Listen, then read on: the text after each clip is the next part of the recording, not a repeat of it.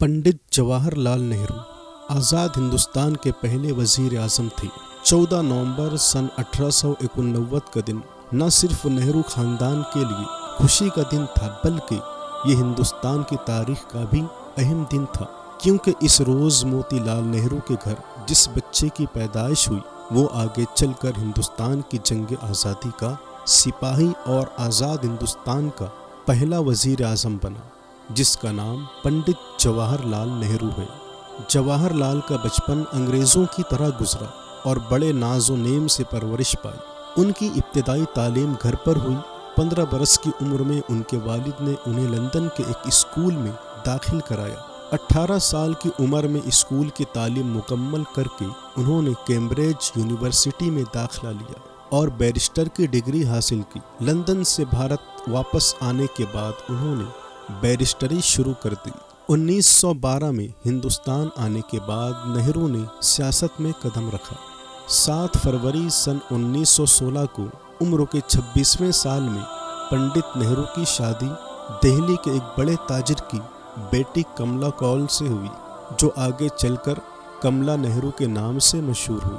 19 नवंबर सन 1917 को पंडित नेहरू एक बेटी के बाप बने, जिसका नाम इंदिरा प्रियदर्शनी रखा गया, जो आगे चलकर हिंदुस्तान की पहली वज़ीर आज़म बनी। हिंदुस्तान में पंडित नेहरू वकालत छोड़कर सियासी तहरीकों में हिस्सा लेने लगे।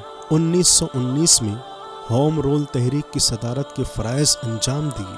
सन 1916 में उनकी गांधी जी से पहली मुलाकात हुई। फिर यह मुलाकात कुछ ऐसी नतीजा खेज़ रही जिसकी बदौलत 32 साल तक गांधी जी का साथ रहा और जिसने हिंदुस्तान की तारीख को एक नया मोड़ दिया। सन 1929 में पंडित नेहरू गांधी जी की ईमा पर पहली बार कांग्रेस के सदर मुंतखब हुए।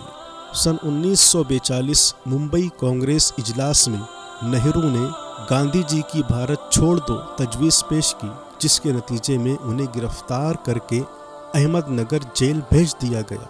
इस जेल में मौलाना आज़ाद और पंडित नेहरू एक साथ कैद रहे। इस दौरान मौलाना आज़ाद ने खतूत का मजमुआ गुबार खातिर और पंडित नेहरू ने डिस्कवरी ऑफ इंडिया, तलाश हिंद जैसी शाहकार तसानीफ कलम बंद करके दुनियाए अदब में अपना दर्जा और मकाम बुलंद किया।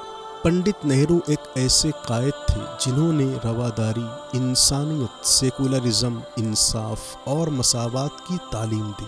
उर्दू ज़ुबान से उन्हें क़ल्बी लगाव था। वो अकबर इलाहाबादी और अल्लामा इकबाल की शायरी पसंद करते थे। जंग आज़ादी की लड़ाई में उन्होंने तकरीबन 9 मरतबा कैद-ओ-बंद की तकालीफ बर्दाश्त की।